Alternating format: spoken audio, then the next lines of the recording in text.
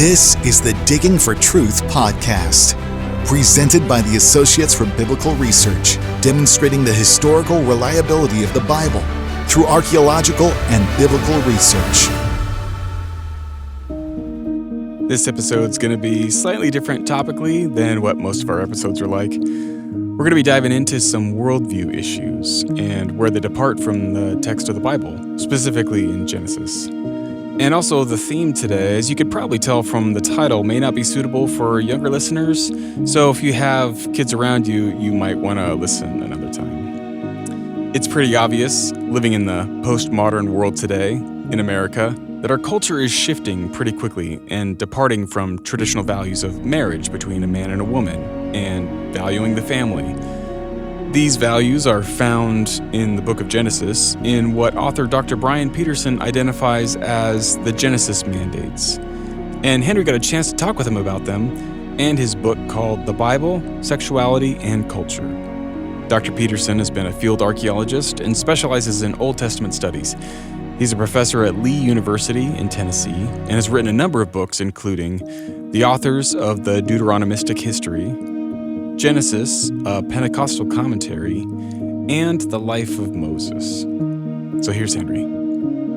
Brian, welcome to Digging for Truth. Great to have you on the show, my friend. Thanks for having me. All right, Brian. Well, welcome. We're going to be delving into your book. But before we do that, since this is your first time, I'd like you to just tell us a little bit about your ministry and if you could, your calling, and if you can include in that your intersection with the ministry of ABR, which goes back about 13 years now or so, I believe. So if you could share that, it would be great. Well, I go back as far as my Christianity. I was brought up in a Christian home and Christian parents, and at least my mom and my grandparents. And always, worked in the church. Everything was good that way. But as a carpenter, I started as a carpenter out of high school. And when I reached about my mid-20s, I just felt God, prompted me to do more.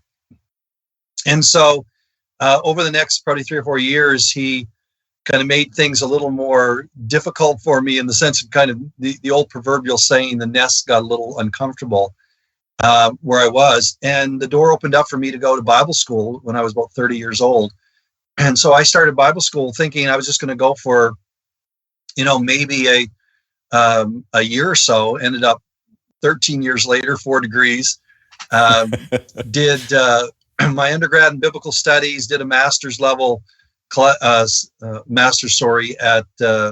Peterson Divinity School in New Testament focus, but theological studies, and then an MA at Gordon Conwell in Old Testament, and then went on and did a PhD at the University of Toronto. And so it was that whole process of God bringing me along for the educational journey. And about at the end of my first degree, I knew that God was calling me to teach.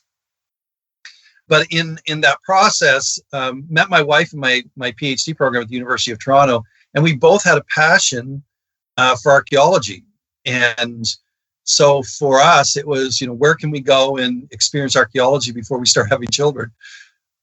And it worked out. We were doing some ministry in the Gambia, West Africa back in 2010. And we went online, did some searching, and found ABR.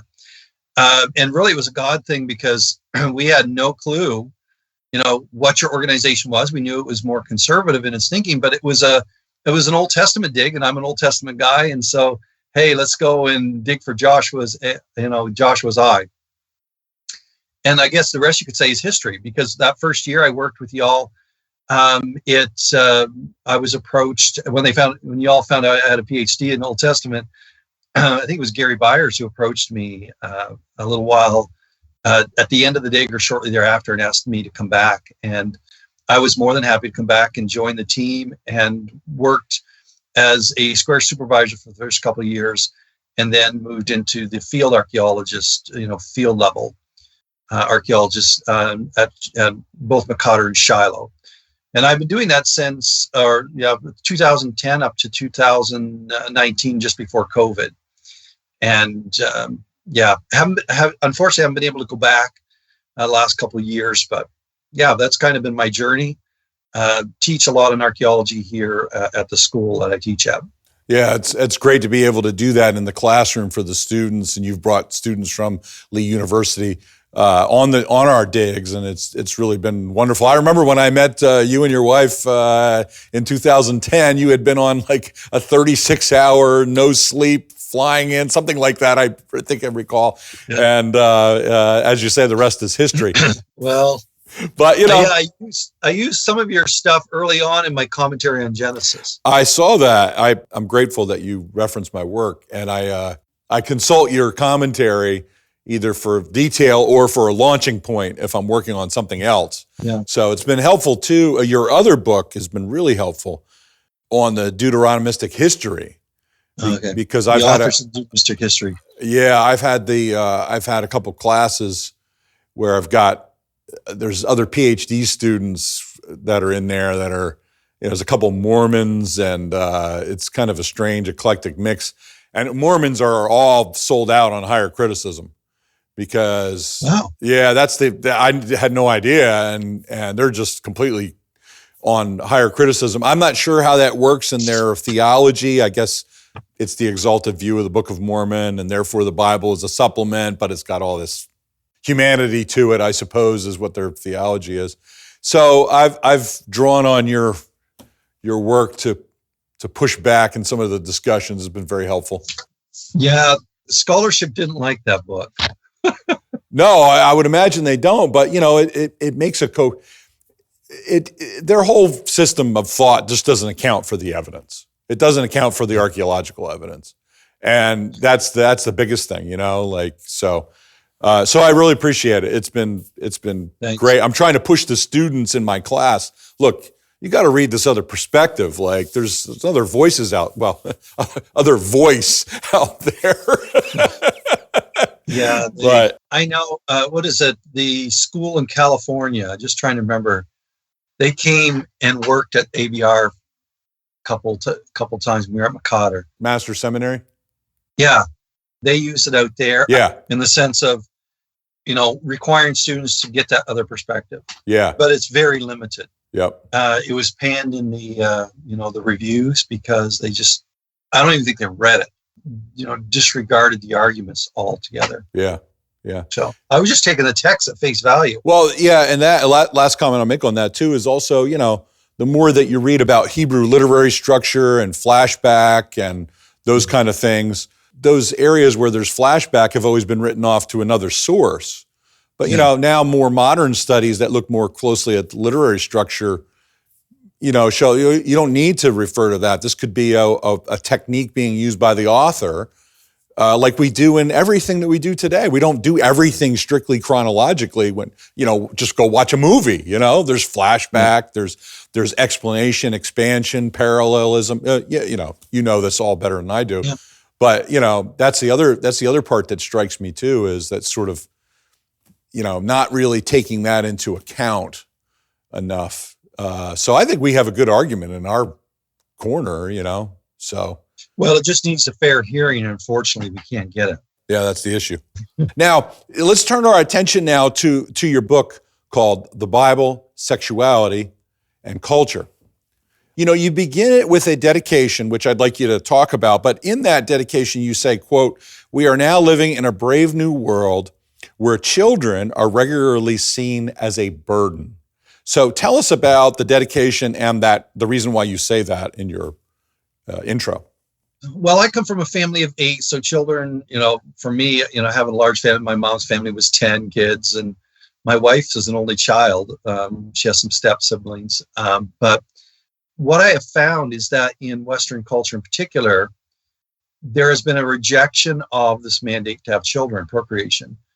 And I always tell my students, look, God's not telling you, and I'm not telling you to have 15 children. That's not the issue. But children are indeed a blessing. And my wife and I, before we got married, we discussed, if we got married, what is our family going to look like? And we decided, well, at least 3. But Western society has basically rejected that whole concept. that children are a burden. That's, basically where they come from. Children are just something to be tagged on. They're an add-on to marriage, but they're not the central purpose of marriage. It's very self-centered, and that's part of our modern culture. It's very self-focused in its understanding of marriage and family. And anybody who's had children or have children know that it's very much self-sacrificing. And it takes something, your time, your effort, your money, you name it. And so for my wife and I, we have devoted ourselves to raising a family, and having not just, the one or two children, but having a large family, because the psalmist says in 127, verse 5, blessed is the man whose quiver is full. And there's a reason for that, because we pass on to the next generation our values. And if we want to affect change within our culture, the way we're going to do that is through our families and the importance of having families. And my wife and I have taken that very seriously, as did my parents and their parents. And so, it's unfortunate that our culture has rejected that fundamental mandate of having children. When you stop and look at Genesis itself, and you look at the fact that the patriarchs and the matriarchs, they struggled to have children. They wanted to have children. Yes. What was it? Rachel, I believe, give me children lest I die. Rachel or Rebecca. And in that particular case, literally with Rachel, she did die in childbirth, where you have, her death in the bearing of Benjamin. And so children were vitally important from a biblical perspective, and we've lost that. Yes. And again, it goes back to, I think, the fact that we've lost our understanding of what the Bible teaches on these fundamental mandates.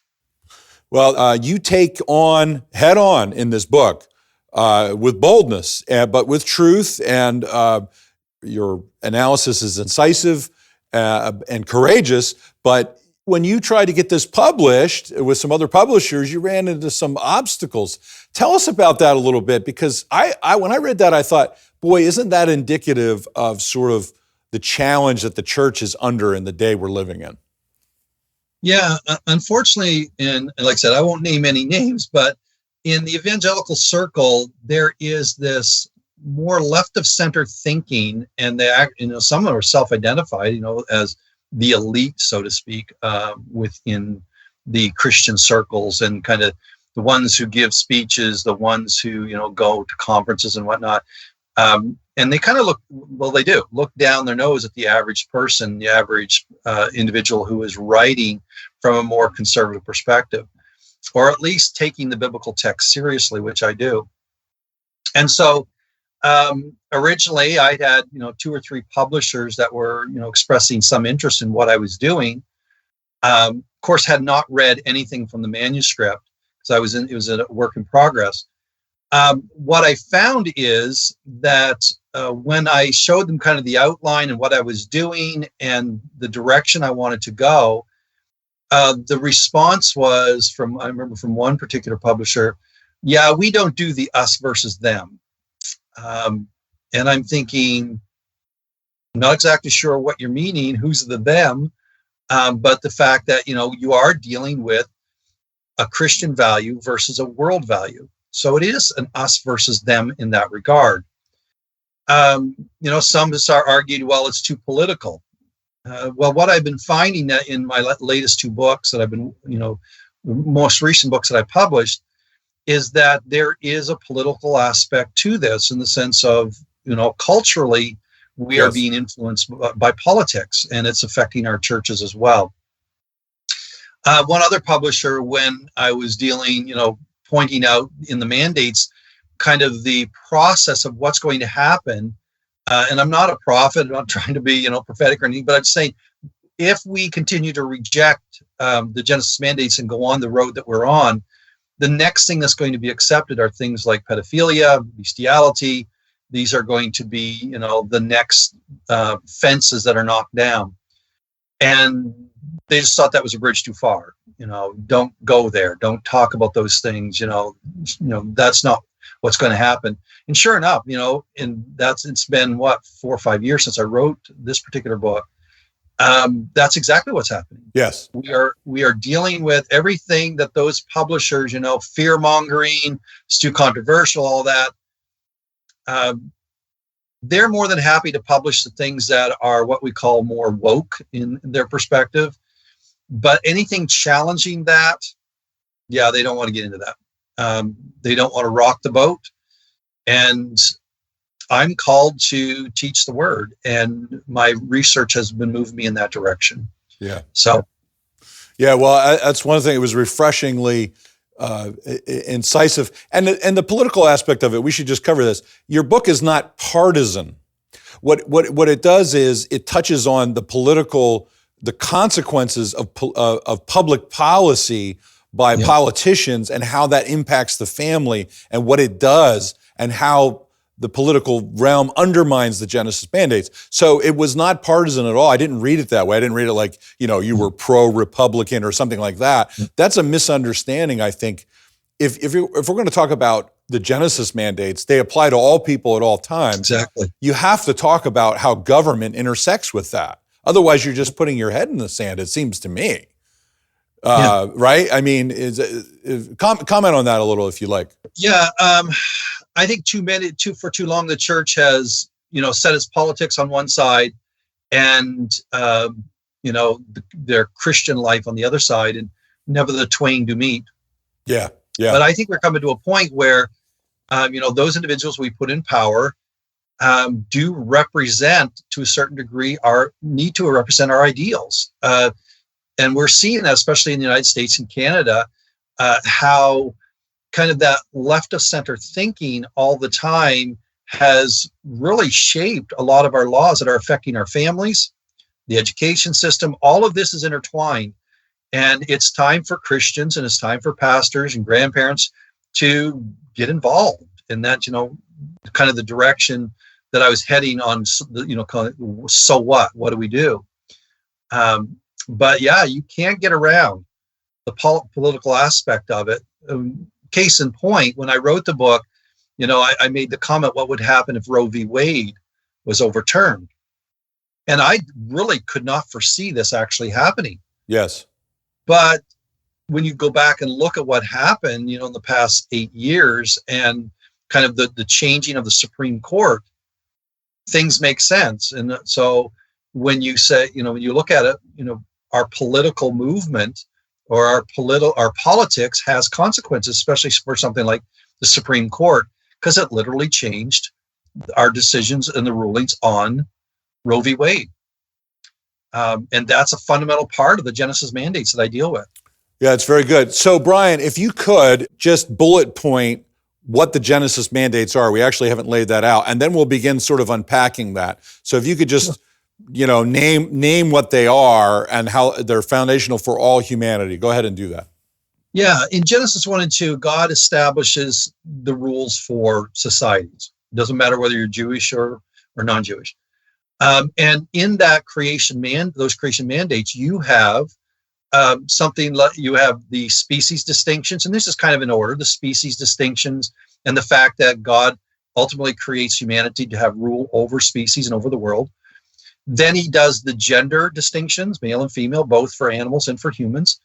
Then he mandates procreation for the animals, and for humans at the end of chapter 1, he says, be fruitful and multiply and fill the earth.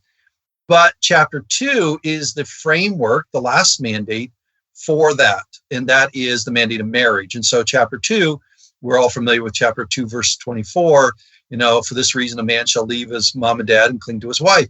And it's quoted at a lot of weddings. This is the mandate of marriage. Marriage is the foundation of the family. The family is the foundation of society. And from that, all else branches out. So excellent. Yeah, excellent. the only, I do want to add, since I've been teaching this book for the past couple of years now, 3 years, and there is one mandate that I would like to add, or I should have added, and that's the mandate of work. Yes, so, you allude to that briefly in the book. Yeah, but I didn't flesh it out. Work is not necessarily a bad thing. It's mandated by God for Adam and Eve to work in the garden. and to keep and tend it. But our culture is rejecting even the concept of work. COVID was a good case in point where people didn't want to go into work. And I could understand, early on, but people now don't want to go back to work. They want to, they reject that concept. But work is where we find, value as well. So that's, if I ever rewrite the book, that is one that I'd want to flesh out a bit. But that brings us to the fall and the concept of the fall.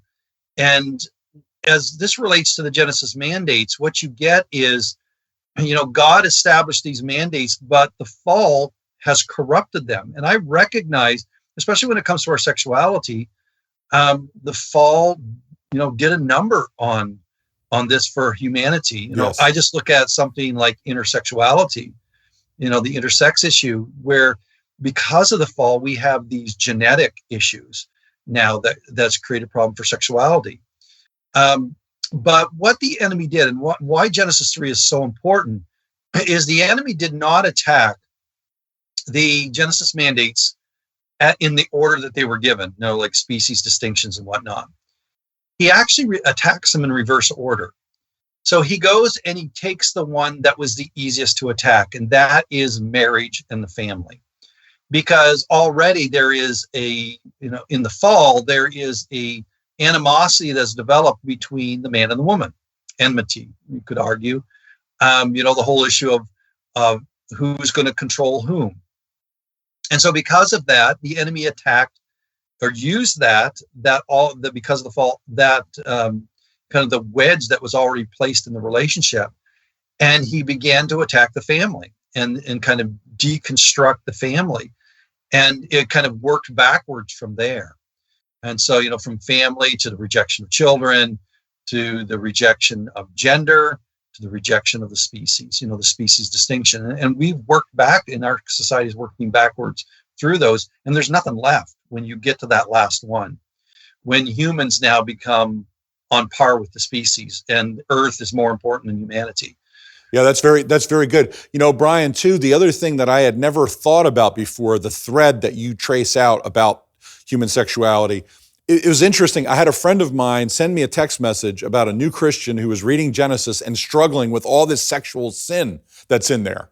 What is this all about? Why is this going on? Now I was explaining, God is not endorsing this. He's recording what happened, okay? But you trace the thread out. Women against women, men against women, women against men. Talk about that a little bit, because I had never thought about that before. Yeah, that actually came out of an article I wrote a few years ago. I was asked to deal with sexuality in the Bible. I'm like, well, that's too broad. Let's just look at the first book and see what it says. And really, it took me by surprise as well. I didn't realize how much the book of Genesis had to tell us and teach us about the brokenness of our sexuality. And so what I did is I began to trace, and this was kind of in the height of the Me Too movement, where you had, the problem with the world is, masculinity, toxic masculinity, and men are evil and whatnot. And look, I have no problem as a man, owning up to the fact that there are issues. There's no question, how we've used sexuality. But I go back to the book of Genesis, and what I find is that it's not just the men who are having problems with this sexual ethic, so to speak, but it's the women as well. And what is that? What it's teaching us is that we're all broken. So I give some examples. I said some of the most heinous acts, sexual acts, barring what's going on at Sodom and Gomorrah, for example, which was bad enough. But when you look at what Sarah does to Hagar, makes her nothing more than a womb. To bear children, what Leah and Rachel do to their handmaids, Bill and Zilpah, following in that line, what Lot's daughters do to him in getting him drunk and raping him, what Tamar does to her father-in-law Judah, playing the prostitute, what Potiphar's wife does to, and I think this is telling, especially in our modern culture, where you have someone in a position of power using that to, try to get, sexual satisfaction from somebody. In this case, Joseph, sexual gratification, and He rejects it. So here was a woman in a position of power using it to try to manipulate. And what I found is that the book of Genesis, while it is foundational to understanding of the origins of humanity, it also teaches us about the dangers of a broken sexual ethic and how that can affect every aspect. And it's all family, right? When you look at this, family and the dysfunction that goes on within the families, the patriarchs and the matriarchs, and then even in the workplace for Joseph. Yeah, excellent. And Joseph ended up going to prison as a result of this monstrously evil accusation against him. I do want to move to one of the major themes that you point to as one of the major problems that has caused the disruption of the Genesis mandates culturally in the West, and that is postmodernism. So if you could talk about that and give us your thoughts about it and why it's such a problem. Well, I'm not a philosopher, but it's my understanding that the kind of the postmodern movement, it was that rejection of modernity, that had gone on and dictated Western culture in particular, from the 1600s all the way up into the mid 20th century. That dominant thinking that science, rationalism, reason is the answer for everything. And what postmodernism did, and it has its benefits and its problems, but it began to challenge some of the certainties that were going on, that science was declaring to be true, and what culture and how reason had established the foundations of Western culture. So it began to challenge those things. Well, when you look at something like Western culture, Canada, the United States, what is the basis of our culture? Well, the basis of our culture is Judeo-Christian principles. And postmodernism, while it challenges, that absolute truth, you have to be careful. And I'm not trying to make a straw man or anything. A postmodernist would agree 100% that Anne of Green Gables, is set in Prince Edward Island. I think is the example I give in the Bible or in the book. But when it comes to truth about sexual ethics, morals, those are the types of things that, for modernism, we would say, well, Judeo-Christian principles teaches us based upon the Bible that X is wrong. And so therefore we don't do it. We don't cross these lines. Well, postmodernism, when it comes to these types of more cultural type questions, they would say, says who? And so they would say, well, my truth is just as valid as your truth. Yes. And it began and has been challenging all those aspects that Western culture has been founded upon. John Adams famously pointed out that the American experiment would only work as long as America had a moral fabric. If America lost its moral fabric to control itself, then he said it would be like a whale going through a net. And I'm paraphrasing, but it'd be like a whale going through a fishnet. In other words, it would destroy the culture. And what we are actually witnessing is postmodernism's destruction of Western culture because of its rejection of those fundamental mandates that were established in Genesis chapters 1 and 2. Yeah, it's so interesting how that postmodernism has manifested itself, is that the human mind generates reality and truth. And really, it makes, the promise of Satan in Genesis 3, you'll be like gods. You'll be like God, right? So your mind and what your desires are generate reality. And so now that's why we see some people can't understand, how can we be in denial of the most basic structures like male and female?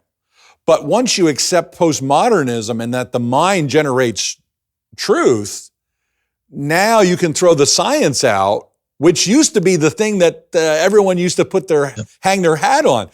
Comment on that. I find it so interesting. It's like the train drove crashed right through the station and just went way beyond it. It's terrible, but it's fascinating at the same time. Yeah, the irony of this, the whole issue, the rejection, especially with the trans movement and the rejection of, the gender mandates, gender mandate, is the fact that we've been told for the past several years, trust the science. But when it comes to the science of gender, it has been rejected. Yes. And it's because self has been placed on the throne. So self is, And this goes back to our rejection of God. But self on the throne determines what reality is. Well, the heart is deceitfully wicked above all else. Who can know it? Jeremiah says. And you're dealing with a culture that has rejected God and adopted this, put self on the throne, moral relativism. And what you get in return is a chaotic culture. And to a certain degree, science anchored us to a certain degree in the realities of what God, because I'm not anti-science. God created these things, and the universe is to be explored. And there's been a lot of excellent work done on this. John Lennox, in his book, 7 Days That Divide the World, is an excellent example of this. Yeah. May not agree with everything he says, but he points out how science and the Bible are compatible. And so you have to be careful when you jettison that aspect. And unfortunately, postmodernism has jettisoned that particular aspect when it comes to our sexuality. Yeah, it's so interesting too. A couple things I'd like you to comment on this. One is you point out the male-female distinction that's clear in the Genesis narrative. And it's interesting, the male-female coupling is explicitly written the same way in the ark narratives when the animals go into the ark. Mm-hmm. And then we have Jesus giving explicit exposition of these texts. Yeah, there can be nothing any more clear than the distinguishing features of male and female, except for, the low percentage of those who deal with intersex. But I mean, the thing that we hear as parents, the very first thing, when we have a child is it's a boy or it's a girl. And it's based upon, the visible signs of sexuality. But our culture has rejected that aspect. And something so clear and so basic that when Christ was being confronted with the whole issue of marriage and divorce, where does he go to? I mean, remember that the Pharisees, the religious elite, are quoting Torah to him. And what does he do? He quotes Torah back. And in that, he actually makes it very clear that there is a higher Torah in the regard of Genesis 1 and 2. Yeah. Yeah, that's very good. And the two only can be predicated on the foundation of male and female. Otherwise, there's no logic for the two. Yeah, I teach class here on the Pentateuch, and inevitably you're dealing with what Torah laws still apply and what has precedent. And when Jesus is confronted with the Pharisees, they quote him Torah, they quote him from Deuteronomy and the issue that Moses allowed us to divorce our wives. What Jesus does, interestingly enough, he actually goes back pre-Deuteronomy and he corrects their thinking. He said, that's not the way it was supposed to be. In the beginning, God created male and female. God has put together, let no man put asunder.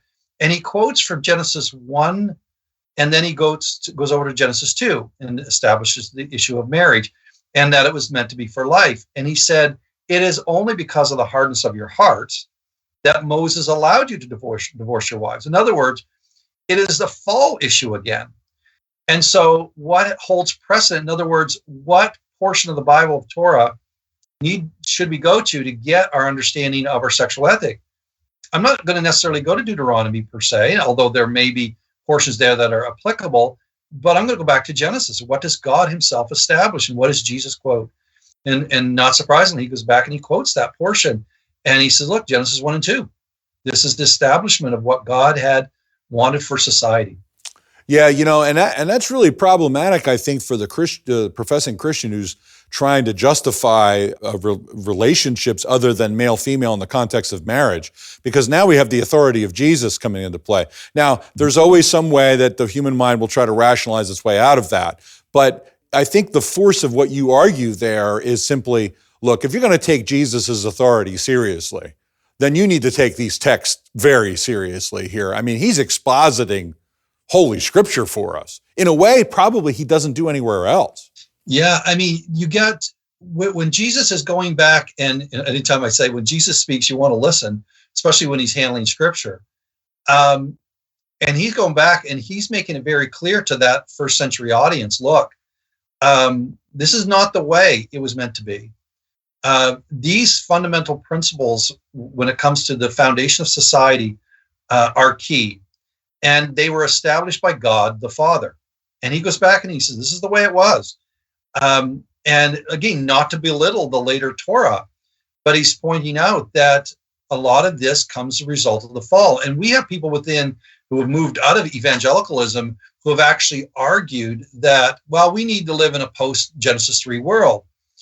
In other words, the fall has broken our sexuality, so therefore we should allow, a lot of the things that are going on in our society today with, LGBTQIA plus, however you want to, whatever the alphabet soup is of the day, allow a lot of that. And here's Jesus himself in the first century, and the Pharisees were trying to do the same thing. And he was like, no, that's not the way it's supposed to be.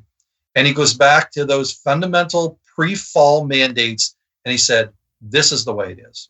Yeah, it was so interesting when I saw that. I had never seen that form of the argument before from professing Christians who are trying to justify homosexual practice and homosexual marriage and that sort of thing.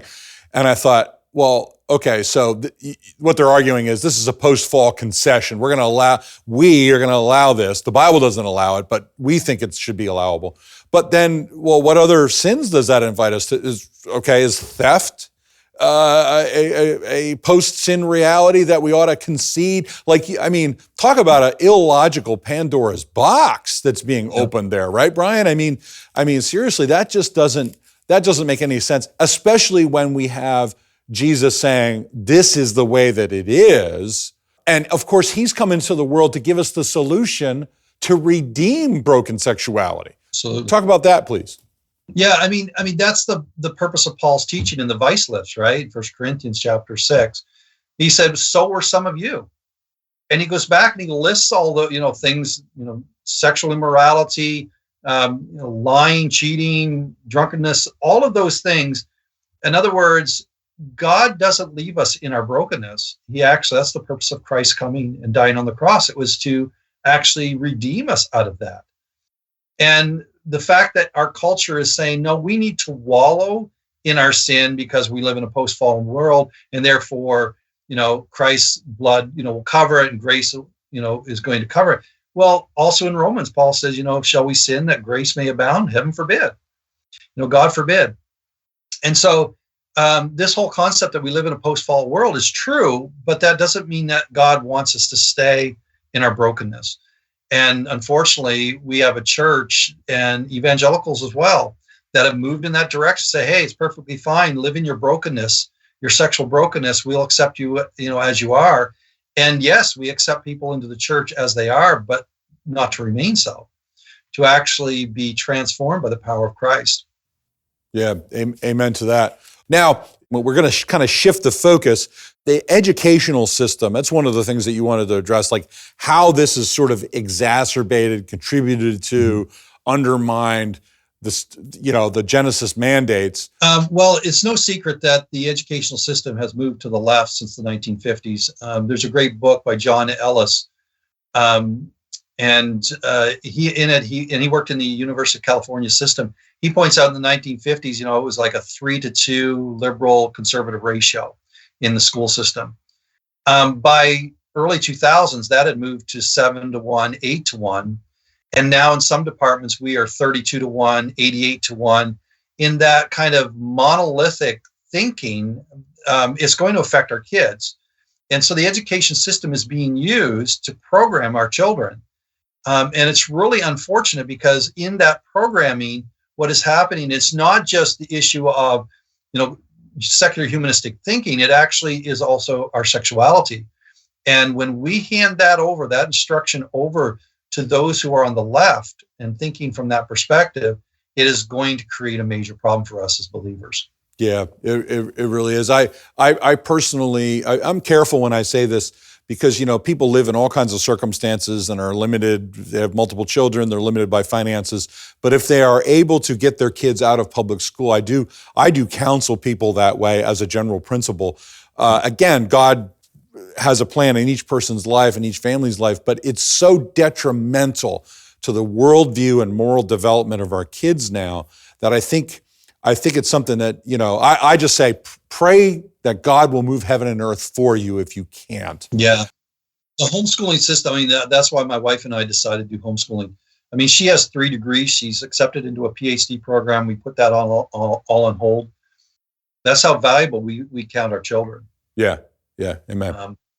There's a close relationship between this government policy, and again, we're not saying that we're being partisan political, but we're looking at public policy and how it affects the well-being of humanity, particularly in the West, and its relationship between education, which is the public education is controlled by the state.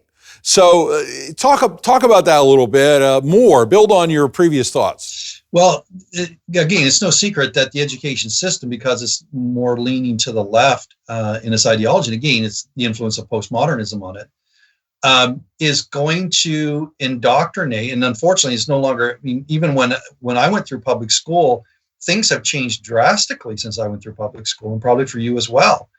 But today, the whole push within our education system is to indoctrinate and corrupt our children from the youngest of ages. I mean, you're dealing with it with the K through 12 drag shows, all of those types of things. And why is it that they want to push that? And it is to get at our children. And again, I see the whole move behind this, and I don't look for demons under every stone, but I think it's the enemy. The enemy straight up is trying to go after our fundamental gift that God has given us, and that's our children. And I think that's why, as parents, we need to be really proactive in what we do in the education of our kids, be that through homeschooling, private Christian schools, or whatever we can afford, to make sure that our children are not the prey of the left when it comes to these types of things.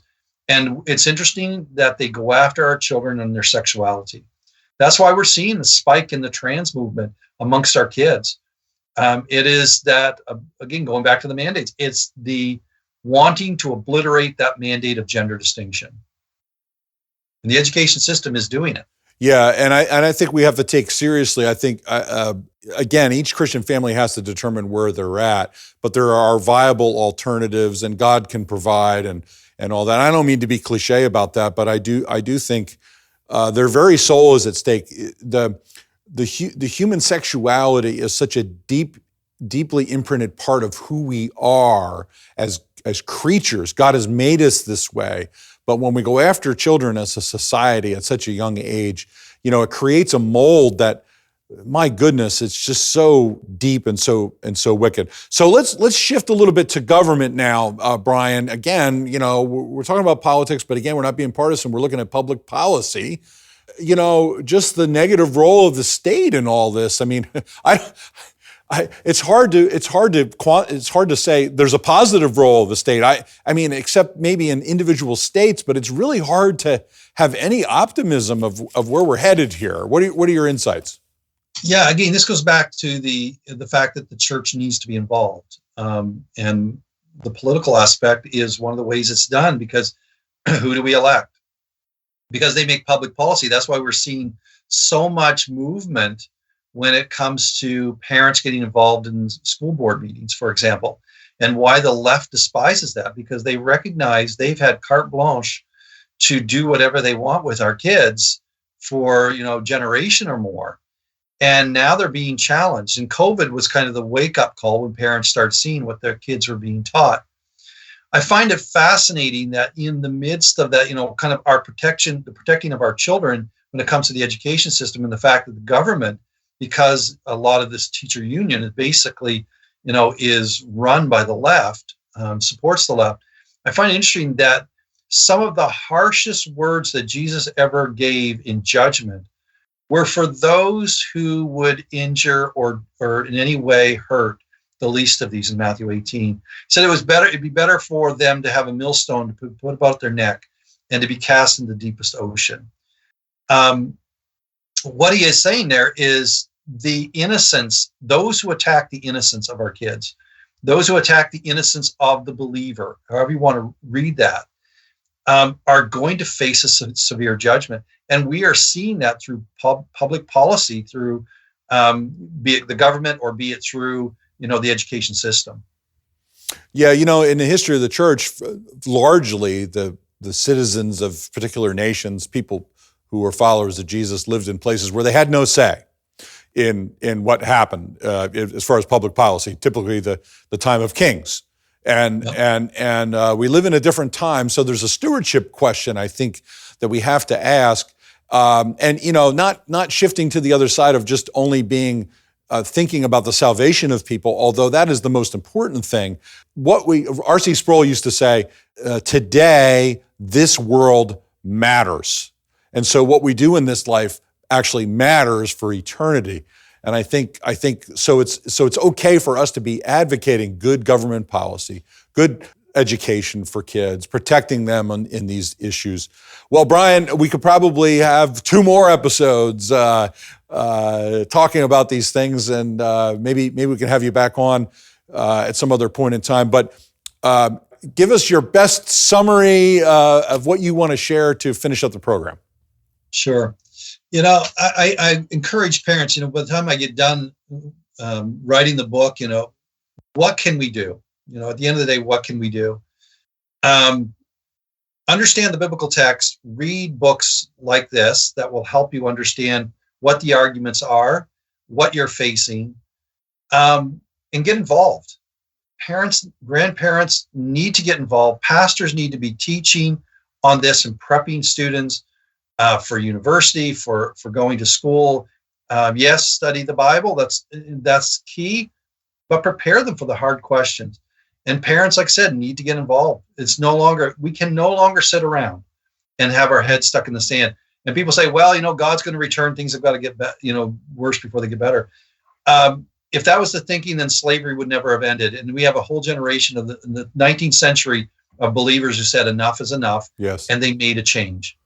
And we can do the same thing in our generation. Amen. Because as you were quoting with R.C. Sproul, now matters. And we can do that if Christians do what we are called to do, occupy until Christ returns. Yeah, amen to that. Okay, Brian. I'll tell you, if you want to get into the politics end of it, my book, The Gathering Storm, is the political end of it. I could not even get our local Pentecostal publishing house to publish it. So who published it then? I self-published. Is that right? First book I ever self-published. I published 11 books with publishers. And this was the first one I self-published because people wouldn't touch it. Wow. But yeah, I think it's a vital part of the education system of our church, and parents need to know what's available when it comes to the literature. Yeah. Because parents, whether we realize it or not, or pastors realize it or not, parents want the answers to, the political issue. How do we respond to this? What should be the believers? How should we deal with the LGBTQIA plus, issues and all that? And so I delve into the political aspect of it and why the left is so dangerous. Yeah. And why Christians have to be very careful moving forward who they're pulling the lever for. Yeah. Is your book already published? Yeah, it came out in 2022, if I recall. It's available on Amazon. Okay. It's I'm trying to do more popular level stuff. Oh, yeah. So the footnotes are minimal. It's mostly, talking through some of the issues, the Trump issues, what the prophets were saying from the more, what I would classify the more Pentecostal side of it. Those who were saying, well, the Bible, God's showing me this. And so I deal with all of that with a very open biblical perspective. Anyway. Well, Brian, thank you for this great book. Bold, challenging, courageous. I appreciate it. We're grateful for it and grateful for you and your family. Thank you. You can find all of Dr. Peterson's books, including the Bible, Sexuality, and Culture, on Amazon, and we'll put some links in the show notes for you. That's all we have for today. Until next time. Digging for Truth is a presentation of the Associates for Biblical Research. To find out more about ABR, just go to BibleArchaeology.org.